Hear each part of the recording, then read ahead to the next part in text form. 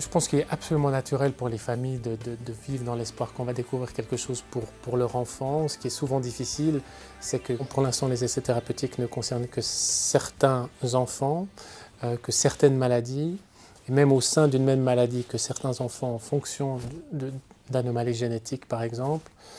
Et alors est-ce qu'ils en attendent trop? Je pense que, comme j'ai dit, c'est absolument normal. Ils doivent en attendre. Beaucoup, je pense qu'ils peuvent, même s'il faut savoir que c'est peut-être pas nécessairement cette génération qui pourra bénéficier de toutes les découvertes qui sont faites et des progrès qui sont faits actuellement. L'avancée principale, c'est qu'on harmonise au niveau national, international, la prise en charge de malades ayant une certaine maladie. Il y a maintenant des lignes directrices qu'on peut suivre, des consensus d'experts qui se réunissent régulièrement pour savoir quelle est la prise en charge optimale pour tel ou tel type de maladie. Et ça, c'est un grand progrès parce qu'il y avait un certain flou avant, on faisait, même si on savait ce qu'il fallait faire. Maintenant, il y a vraiment des lignes directrices qu'on peut suivre et qui garantissent en fait une prise en charge optimale des patients.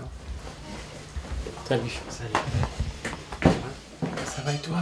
Ouais, donc moi ce que je pensais c'était de demander à Quentin de venir et puis de faire une première présentation. Avant peut-être de leur présenter Quentin, qu'on ait plus la discussion de fond.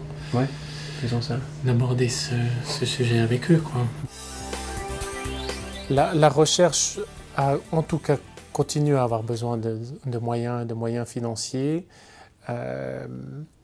Et puis de gens qui continuent à y croire et qui continuent à y réfléchir. Il faut savoir que même pour une avenue pour une substance qui est développée, il y en a des centaines, si ce n'est pas des milliers d'autres qui sont investiguées en amont.